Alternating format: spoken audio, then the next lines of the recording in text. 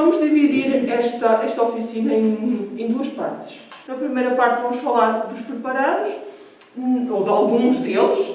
Passaríamos aqui horas e horas para falar de todos os preparados, ou de muitos dos preparados, mas pelo menos aqueles mais comuns e alguns deles que nós usamos no nosso dia-a-dia, mas que podemos nos dar a fazer corretamente, e outros.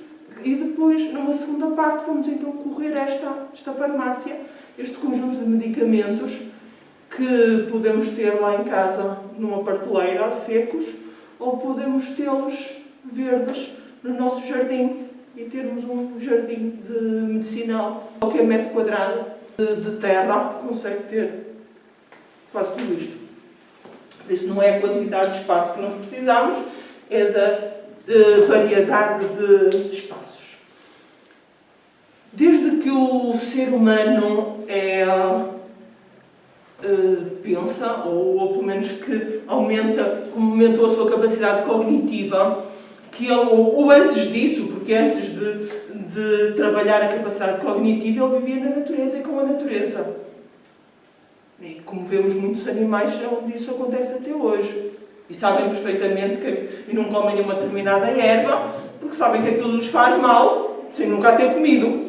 E nunca leram num livro, não precisaram de ler num livro para saber que aquela planta lhes faz mal. Ou seja, era intuitivo, eles conheciam a natureza.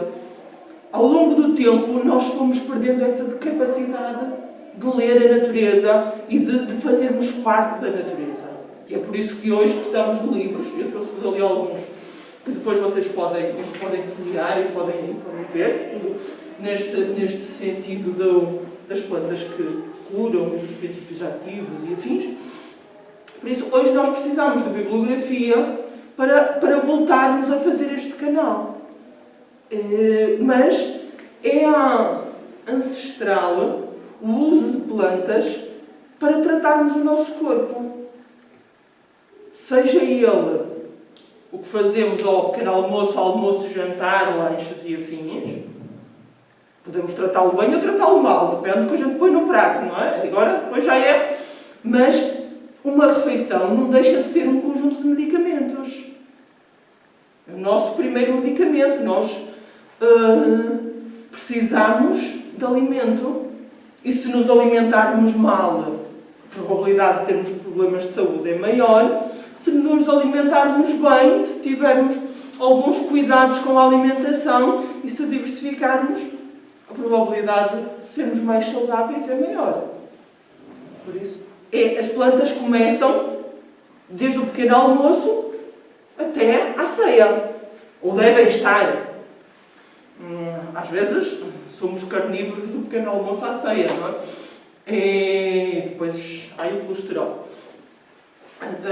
Mas, idealmente, é nós termos as plantas sempre em todas essas refeições, porque tudo isto que está aqui é comestível, tudo isto que está aqui entra na nossa dieta, ou deve entrar, ou pode entrar. Se estamos a este nível, é quando comemos que também nos medicamos. É assim que devemos ver. Este é o princípio de tudo. Este é o princípio. Quando depois há uma desregulação muito grande, depois sim, vamos ao médico e precisamos de toda a ajuda e mais alguma. Mas a primeira instância é aquilo que nós fazemos. É aquilo que nós agimos no nosso dia-a-dia. Se formos, e hoje fala-se tanto da alimentação do Paleolítico, e se formos ver, eles eram coletores, caçavam de vez em quando tinham sorte, mas uma presa dava para não sei quantos. Por isso, eram raízes, eram bagas, eram folhas, eram flores, eram frutos, era a alimentação base daquele tempo. Nós esquecemos isso. E é pena, por isso precisamos um bocadinho desse retorno.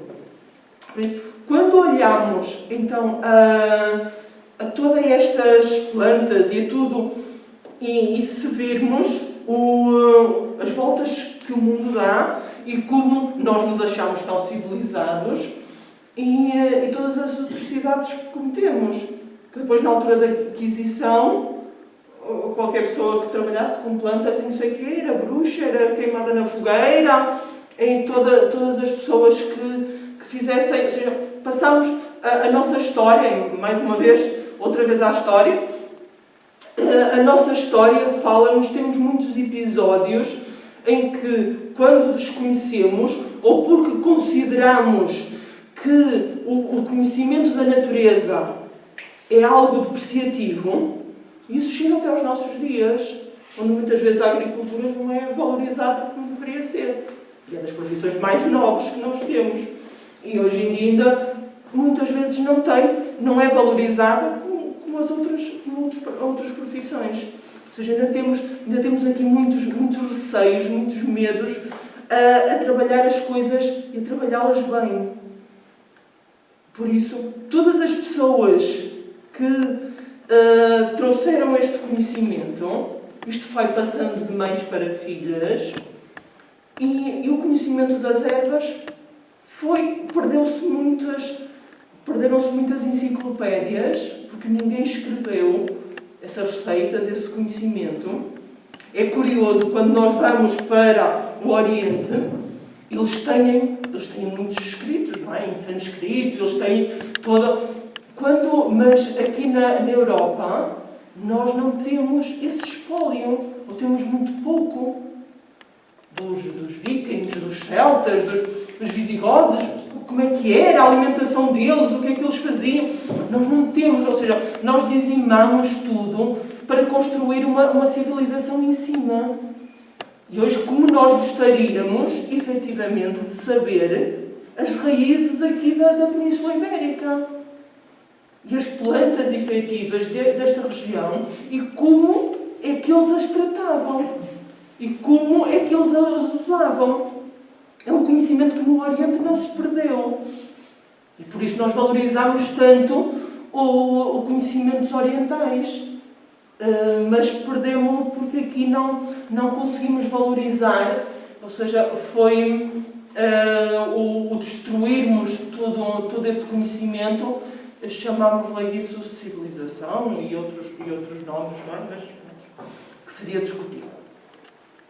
Mas isto só para vos fazermos aqui um ponto, que eu não vos vou trazer grandes pérolas de conhecimento. Vou-vos sim alertar e trazer algumas deixas, algumas dicas de coisas que, se calhar, as vossas avós, bisavós, era prática comum. Mas nas últimas 2 gerações nós quebramos muito. Ou seja, nós somos a geração, pelo menos a minha geração, já temos 2 gerações, mas a minha geração é a geração que quebra muito com o passado.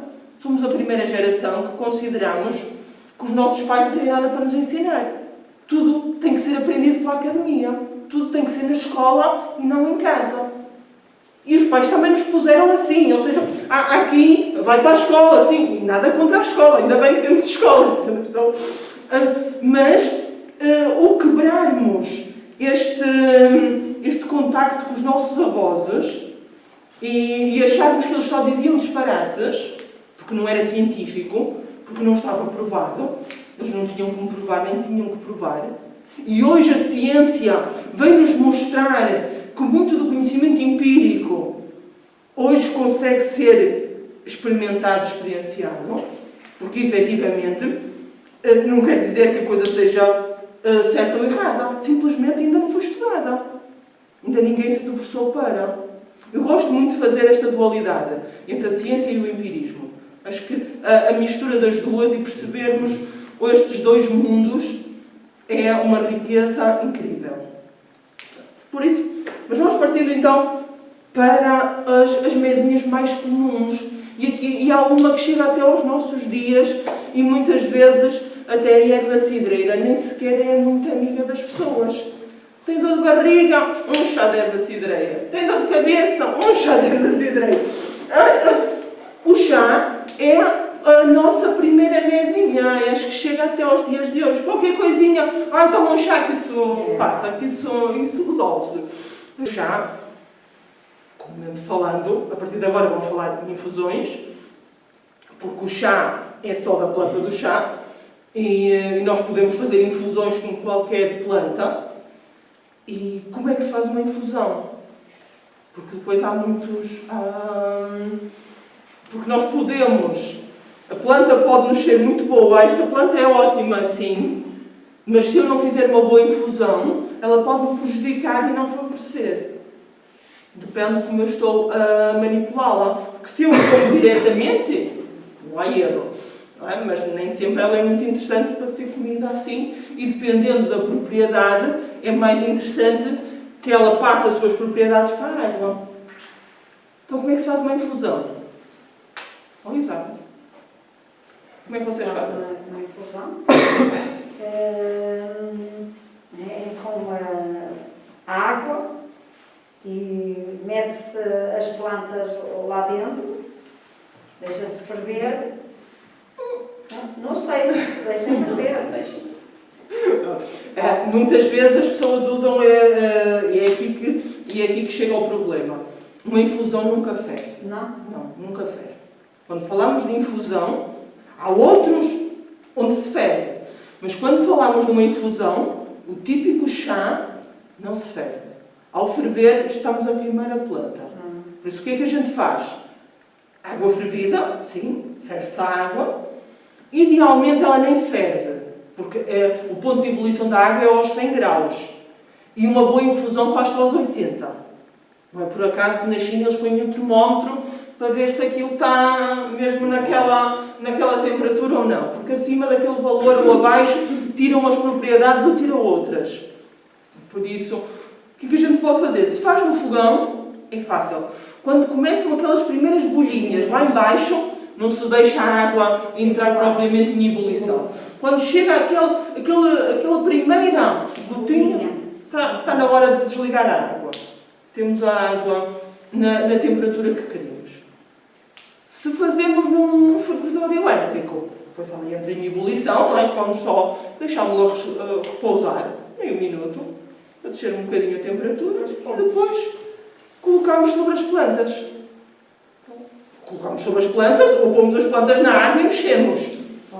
Conforme queremos. Se temos um bolo, podemos efetivamente ter as plantas, verter a água e deixar em repouso. 5 a 10 minutos, dependendo da planta. Há plantas onde é muito fácil e percebemos logo que a coloração da água altera. Noutras é mais lenta. E depende também da concentração que queremos. Mais que 10 minutos será sempre um exagero. De 5 a 10 minutos, ou 4, 8, seria assim o tempo. 7 minutos. E servimos. A mesma planta pode fazer várias infusões. Podemos servir aquela infusão. Podemos, se as plantas forem boas, nós podemos guardá-las e voltar a pôr água quente, voltar a pôr nas plantas e voltar a servir. Se fizermos uma boa secagem das plantas, nós conseguimos fazer isto 3, 4 vezes com as mesmas plantas. Uma coisa que não devem fazer é deixar as plantas mergulhadas na água um dia inteiro. Porque isso que estão a fazer é a beber toxinas. Nada mais do que isso. Os princípios ativos já se foram todos à vida e tudo o que fica naquela água são as toxinas. Bebem muitas toxinas, se calhar muita gente por aí que deixa as folhinhas, põe as folhinhas nas termos e não sei o quê e passeia-se com as termos e com as folhinhas lá dentro. Não. Filtra-se, deita-se, reserva-se o líquido sim numa termos ou quem gosta de o beber quente pode, tira das plantas, reserva ou se o quer beber em frio, depois guarda, mas sem estar em contacto com a planta. É importante, principalmente algumas plantas, por exemplo o chá verde, é importantíssimo que a gente siga o chá verde, chá preto, porque eles basta 4 minutos para a água ficar já com uma quantidade bastante interessante dos princípios ativos daquela planta. Ao estarmos a deixar a planta ali a recozer, vamos estar a prejudicar-nos. Por isso, uma boa infusão, quando falamos de infusões, estamos sempre a falar disto. Da água quente, plantas, podem ser verdes ou podem ser secas. Indiferente. Em verde vamos usar menos plantas, em seco vamos usar uma quantidade um bocadinho maior da planta. É a única diferença, mas qualquer planta nós podemos fazer infusão em verde e podemos fazer infusão em seco. Mas ter estes cuidados. E aí sim conseguimos ter uma boa... Muitas vezes as pessoas não gostam do tal chá de cidreira, da infusão de cidreira, porque as plantas ficaram ali e não conseguem sentir depois o sabor limonado. Porque a erva cidreira é cítrica. O sabor que tem que ficar, se a planta for boa, se a secagem for boa, no caso seca, verde, vai ter sempre um bocadinho de clorofila, vai ter um bocadinho... Os sabores em verde são diferentes dos sabores em seco. Também há uma diferença entre a planta, até porque a planta tem mais água e a clorofila está mais ativa e outros princípios estão mais ativos. Mas podemos sempre ter este cuidado. Então há pessoas que não toleram a infusão de cidreira porque sim, tudo o que bebiam era uma coisa queimada que não estava nada. Até bastante mal porque aquilo estava a ferver ali não sei quanto tempo. Isto porque a informação que nos chega já é uma mistura.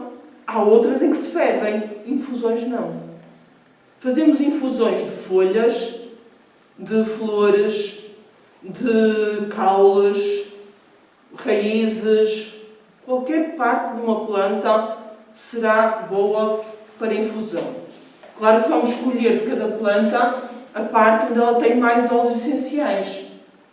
Porque é os óleos essenciais que vão passar, pelo menos numa primeira instância, por isso escolhemos a parte da planta, às vezes é na flor, às vezes é na folha, às vezes é na raiz, na casca, no caule, dependendo da planta em si. Isto no que diz respeito a infusões. Quando falamos de tisanas, fazer uma infusão é excelente, que estamos a usar uma planta. E sabemos o que é que estamos a fazer. Cada planta tem vários princípios ativos, mas tem mais de uns do que de outros. Todos nós somos pessoas, mas uns têm mais aptidões para umas tarefas, para umas disciplinas do que outros. As plantas acontecem exatamente a mesma coisa. Têm mais aptidões para algumas, têm mais princípios ativos de determinadas cadeias e outros de outras. Mas nós não vamos beber litradas de infusões o dia todo para correspondermos a todas as nossas exigências. O que é que nós podemos fazer? Misturas de plantas. Isso é tisana. É uma infusão com mais do que uma planta. Continua a ser infusão, continua a não se ferver. Quando estamos a falar de tisanas, não fervemos nada, mas usamos 2 ou mais plantas. Eu diria-vos que mais de 3, 4 já será assim um coquetel um bocado exagerado. A não ser para casos muito específicos, onde possa ser uma combinação bastante interessante. Feitas por nós, 2, 3, 4 plantas, pode ser interessante de colocarmos tudo. Assim, numa mesma chávena, nós vamos ter um aumento das nossas propriedades. Então a tisana tem essa vantagem, concentrarmos mais.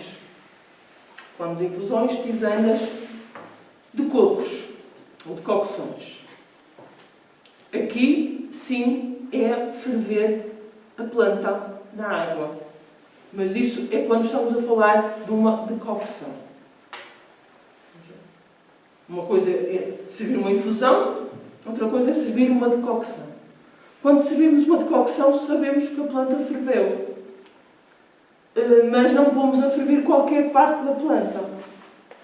Folhas, flores, não fervemos. Ou seja, nunca apresentámos um de coco, de folhas ou de flores. Mas podemos fazer um de coco de raízes, de cascas. aí sim já podemos fazer um de coco. O de coco faz com que haja uma redução de água, que está a ferver, durante 15, 20 minutos, temos uma concentração maior. Mas temos que ver partes das plantas onde não nos estejam a libertar toxinas.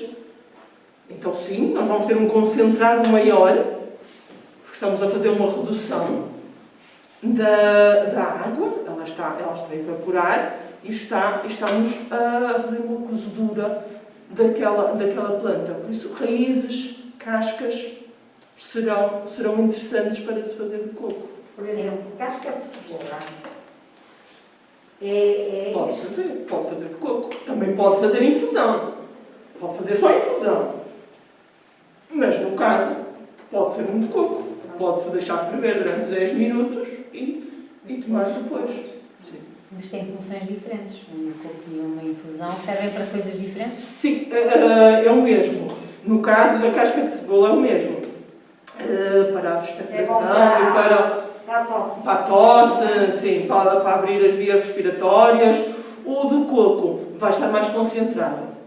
Nem sempre o de coco é muito apetecível ao paladar, porque fica mais agreste, dependendo da planta, mas é mais concentrado. Neste caso, dependendo do nosso problema, podemos ficar com o coco.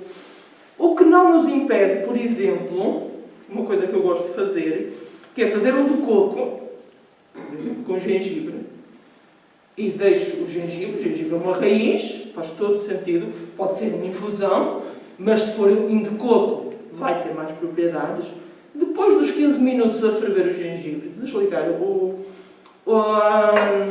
gás, deixar repousar e posso-lhe pôr folhas e fazer uma infusão dentro do de coco. Na mesma água, eu não queimei as folhas que coloquei em cima porque eu já desliguei o lume, mas na mesma chávena eu teria um concentrado onde tenho, imagina, gengibre, canela e não posso pôr um tomilho. Mas o tomilho, como entra em folhas, entra depois do lume ser desligado. E não vou tomar 3 chávenas de chá, não, uma chávena tem as propriedades todas. Isto depois nós podemos jogar também desta forma. Mas o que fazemos mas as raízes podem ser só infusão.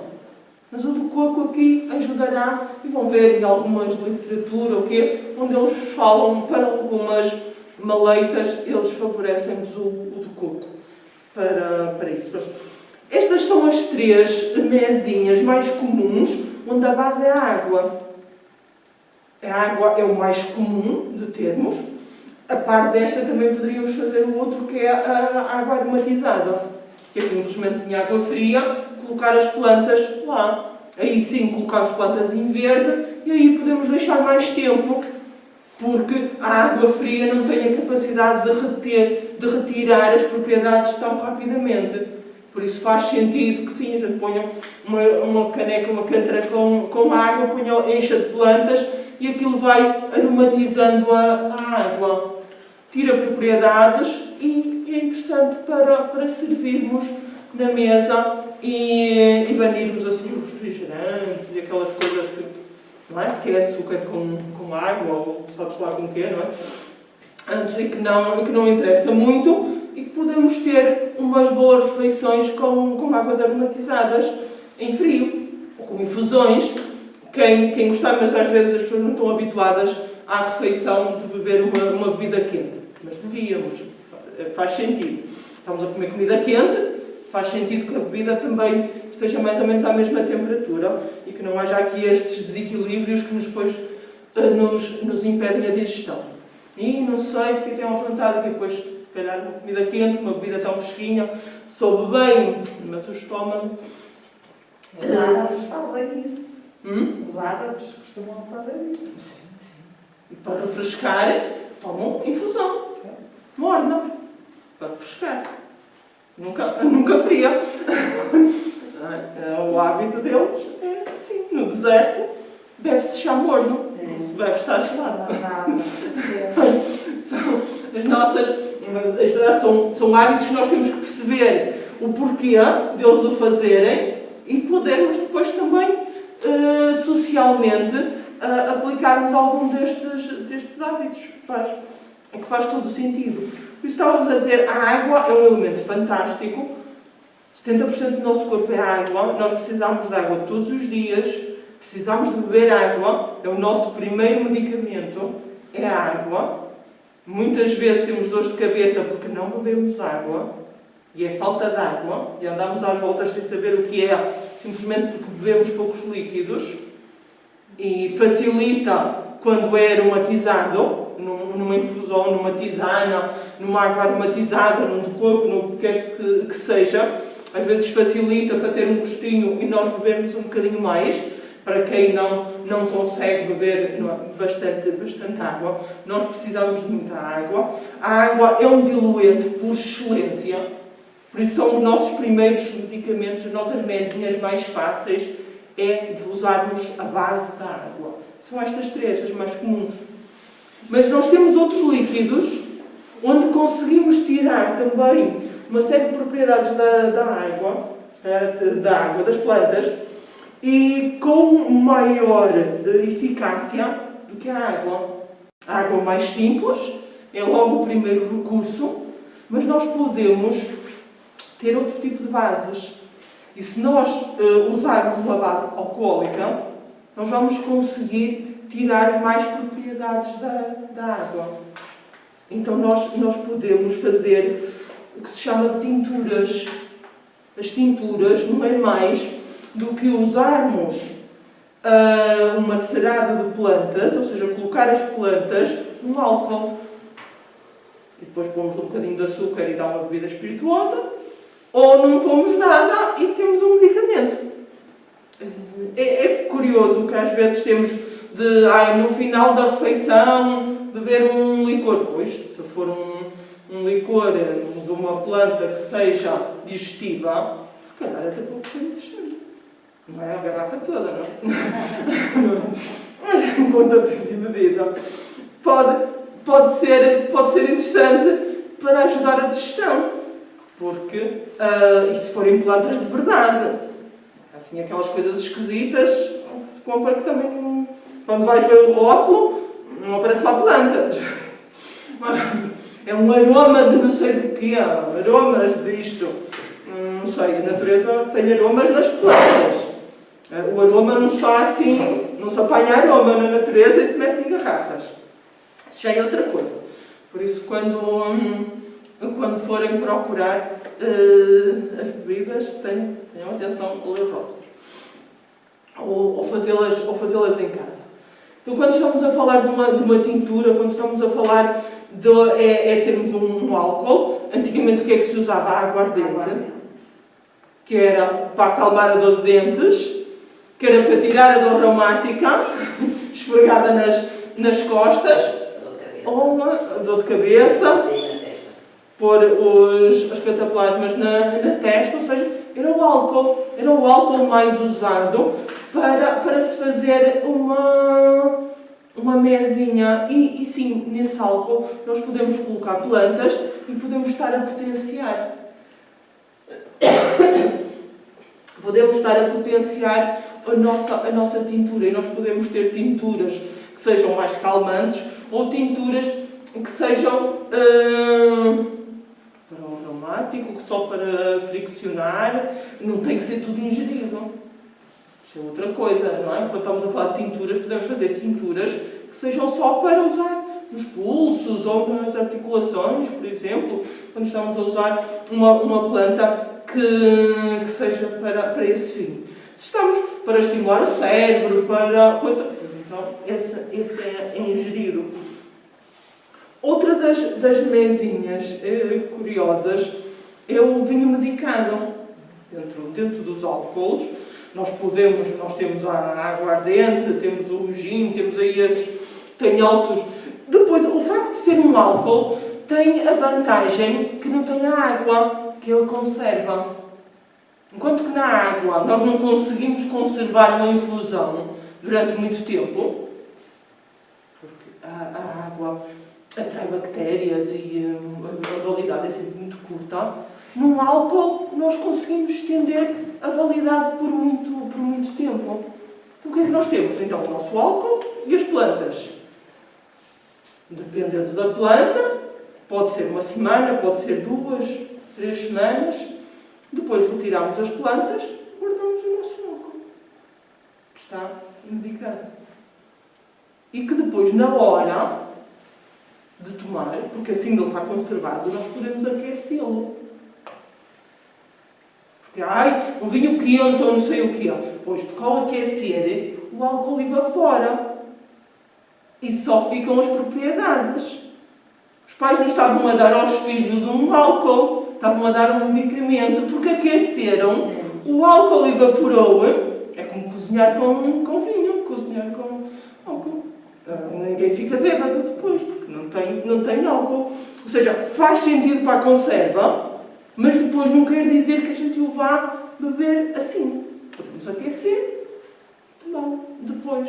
E assim a parte alcoólica já desapareceu. Por isso é que chega até aos nossos dias o vinho quente, o rosa, não é? Com mel e assim. Sim, se aquecermos, já o podemos administrar às crianças. São muito crianças, está-se a ver o lado. Cuidado com o que digo. Não deixam mais entrar aqui. Mas o certo é que se qualquer álcool, se aquecermos, ele vai libertar o teor alcoólico e o que fica em si será o medicamento. Será giro, não na parte em que vocês estão com os professores, mas depois onde se vocês estão só com os vossos colegas dos outros países, podem fazer assim umas brincadeiras sem os professores por perto, levem uma aguardente velha lá da garrafeira do pai. É melhor não, que isso não passa depois no aeroporto. Não passa no aeroporto. É a culturalidade. Eles há de lá ter também os seus álcools bastante medicados também. Mas isto para vos dizer que às vezes olhamos para uma prática e dizemos, olha, é sem valor, é arcaica, olha o que estão a dar, não é? E davam isto às crianças, e davam isto sem... Vamos olhar todo o processo. E às vezes, perdendo uma parte da receita, sai uma coisa completamente diferente das coisas. Por isso, quando estamos a falar de álcools medicados, de vinho medicado ou de uma tintura, estamos a falar disso. Estamos a falar de um produto que pode ser conservado durante muito tempo, que se faz uma vez por ano.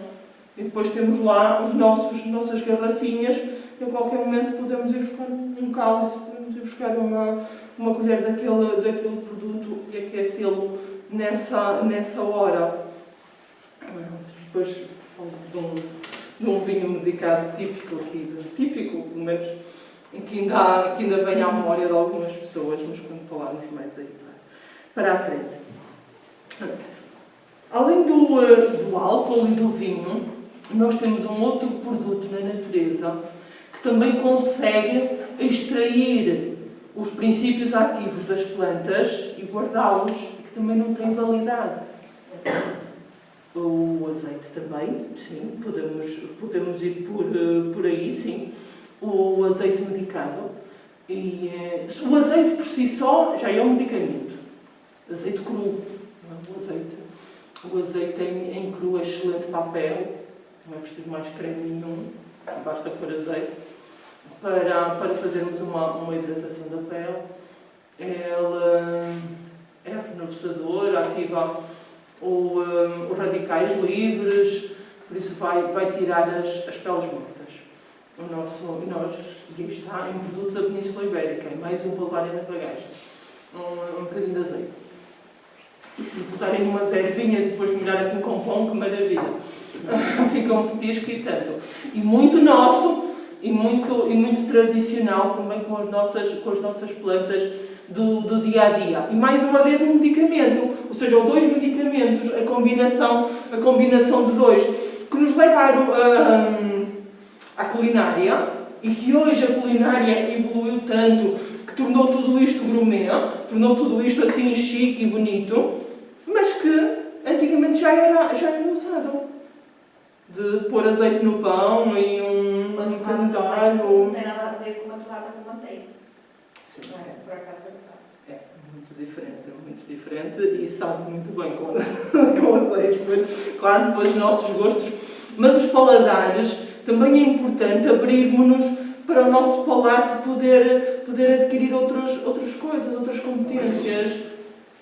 Porque quando vamos com uma manteiga, são gorduras saturadas, são coisas difíceis de digerir, mais uma vez, o colesterol, o sangue gordo e essas coisas todas ali à espreita. E se for só azeite, não, uma gordura boa. E ainda por cima estamos a valorizar os nossos olivais, estamos a valorizar um património ibérico da nossa... Por isso, ele por si só é excelente, por isso é que ele é tão usado na culinária, porque ele faz todo o sentido como medicamento, mas podemos efetivamente fazer a mesma coisa que fazemos com o álcool. Deixar as plantas no azeite durante um mês, passado um mês retiramos as plantas. No azeite medicado podemos fazer de duas formas. Podemos fazer a frio ou a quente. Se temos tempo, e se é verão, podemos fazer a frio. Num recipiente de vidro, colocamos as plantas, vertemos o azeite até cobrir e deixamos ficar um mês. Como falávamos na última, sempre ao abrigo da luz. Estamos a falar de plantas com óleos essenciais, por isso os nossos vidros ficam sempre no escuro. Não basta ficar no armário. Forramos com papel os nossos vidros. E fica durante um mês. Passado um mês, coamos a planta e temos o nosso azeite medicado. Se queremos uma coisa mais rápida, ou se está muito frio, então a libertação dos princípios ativos vai ser mais lenta ou pode não ocorrer. Podemos fazer em quente, em banho-maria. Não pomos, não fritamos. Isso é para fazer refogados e mesmo assim às vezes fazem mal. Pomos um banho de banho-maria. Dona Maria francesa, que é que ela descobriu? Que se pusesse água a ferver e um outro recipiente dentro desse com o azeite, ela conseguia fazer mesinhas muito mais interessantes do que propriamente se estivesse a queimar o azeite. Que queimar o azeite não é bom. Mais uma vez, estamos a libertar coisas que não nos interessam, tóxicos e outros elementos que não interessam.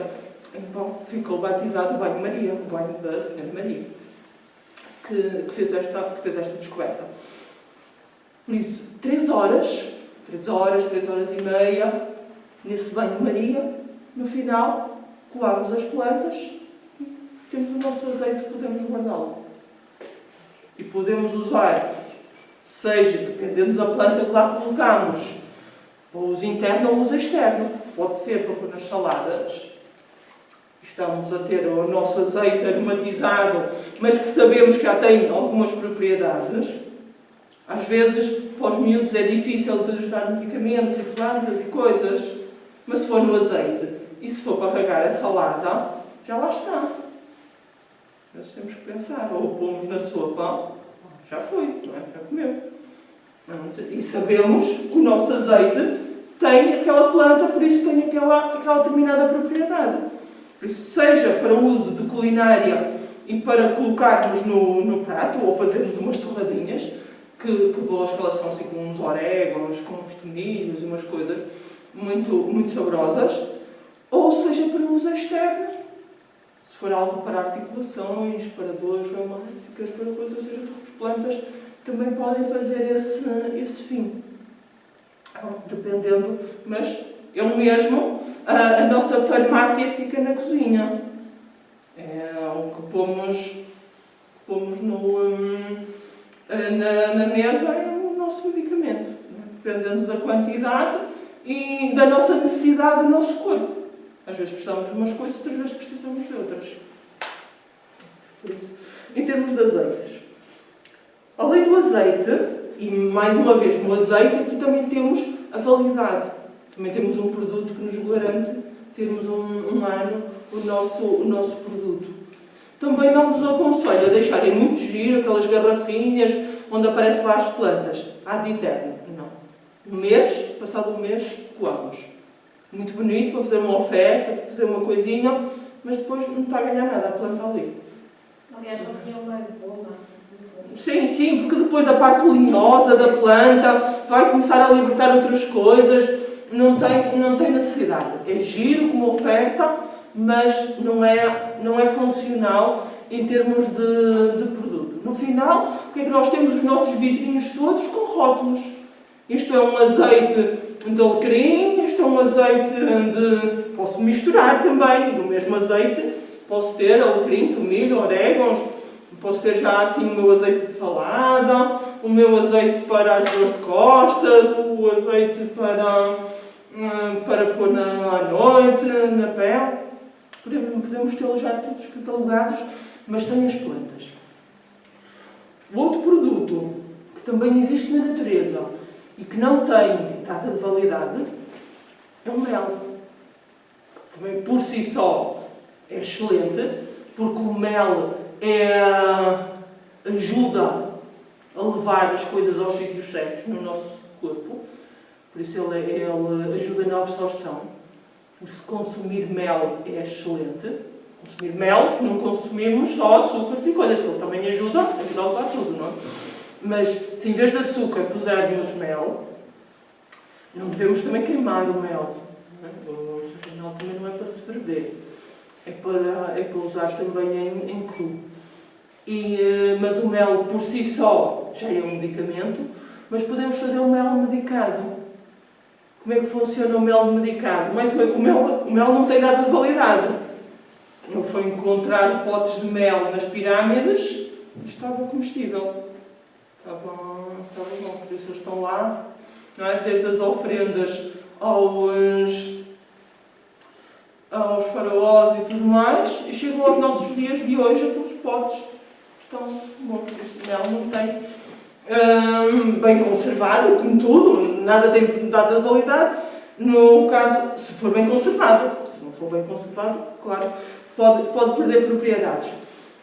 Mas, então como é que a gente faz o mel medicado? Ou seja, se nós temos um mel que por si só ajuda a levar os elementos aos sítios certos. Então, se nós colocarmos um elemento que queremos, nós vamos facilitar. E o mel tem um poder incrível de absorção.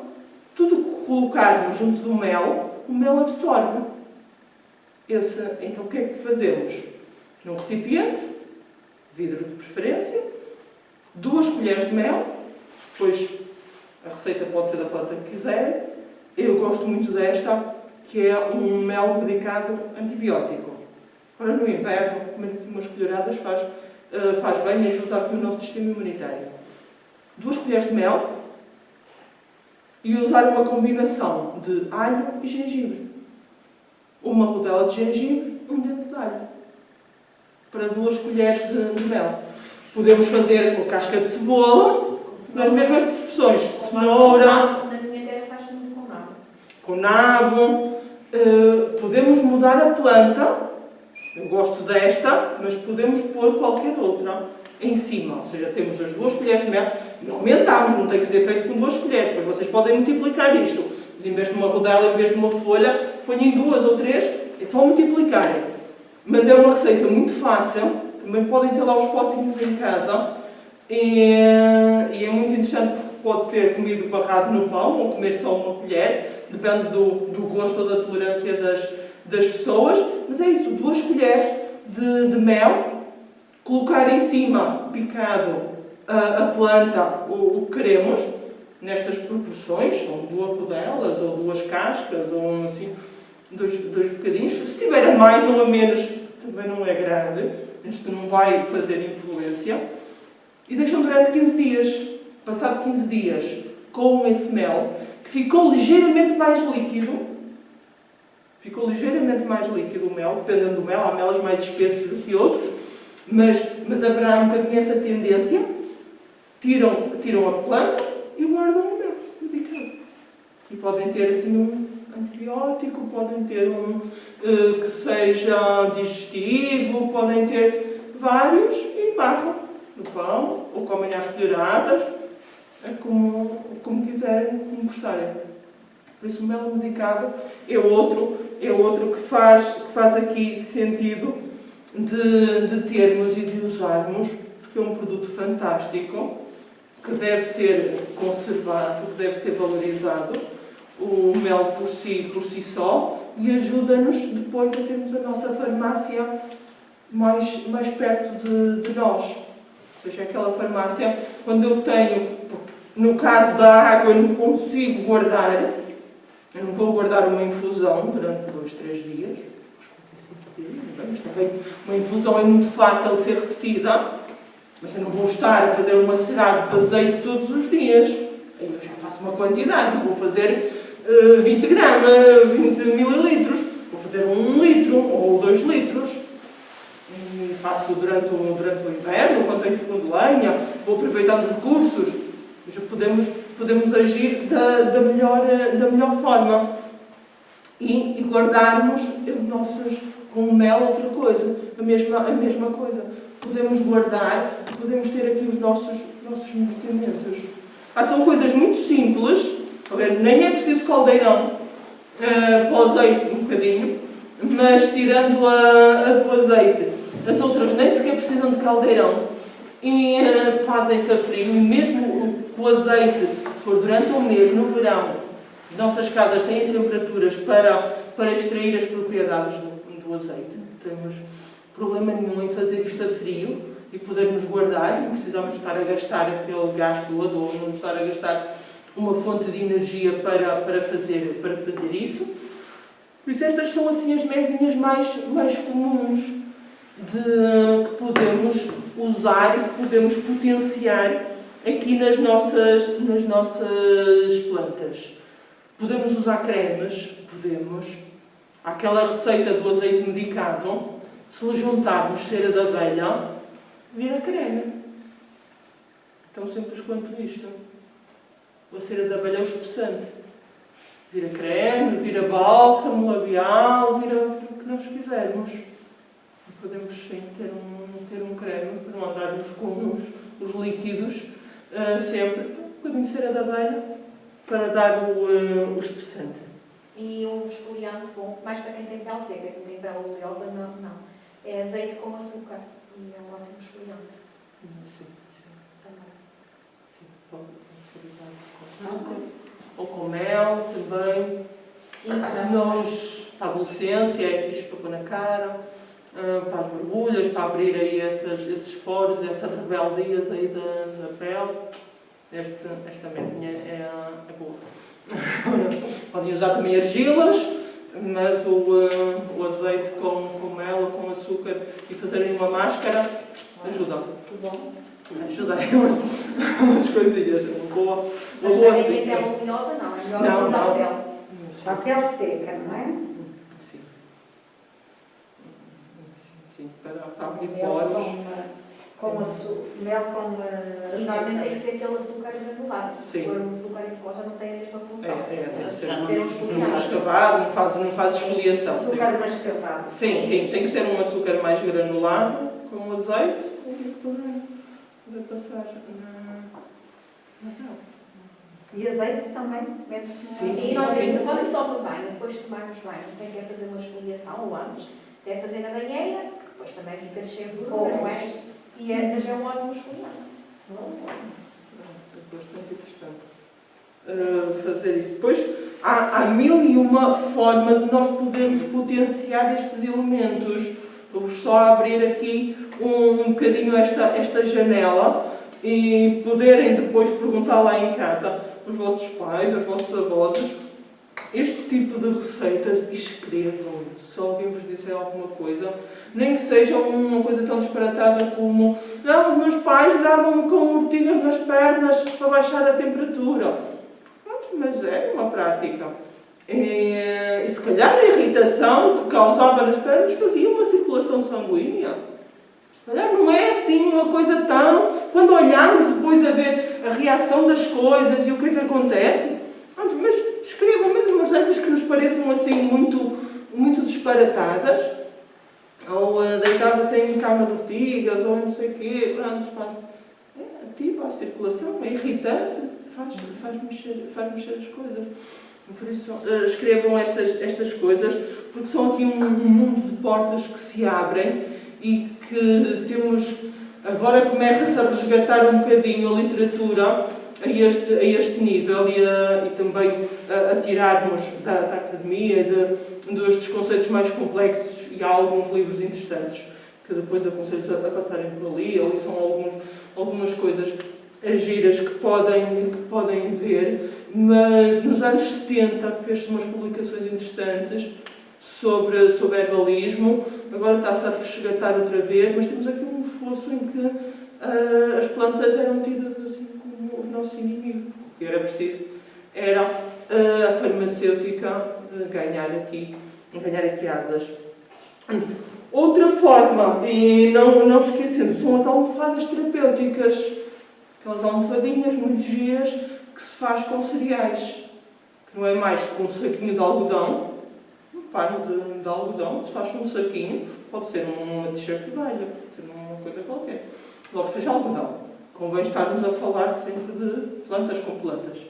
Não usar fibras sintéticas. Um saquinho de algodão, onde colocamos um cereal, um típico arroz, mas pode ser centeio, pode ser trigo.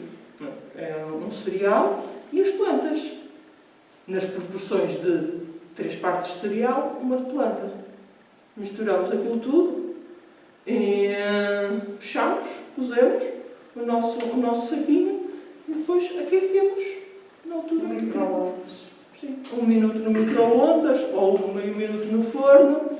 E, seja com plantas para os olhos e para os olhos cansados, e podemos ao final do dia colocar assim essas almofadas mornas nos olhos, seja para dores musculares ou articulações, ok? Podemos ter as nossas diferentes almofadas.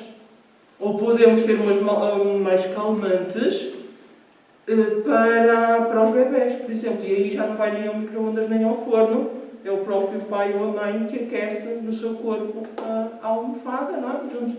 junto da pessoa, e depois coloca. Assim, imagino com uma lavanda, para assim com um soninho mais tranquilo, mas podem brincar com aquilo e assim ajuda a acalmar. Pode ser assim uma coisa como calmante. Por isso as almofadas terapêuticas também são muito comuns, seja de caroços de cereja, que são assim os mais... Era para aquecer os pés.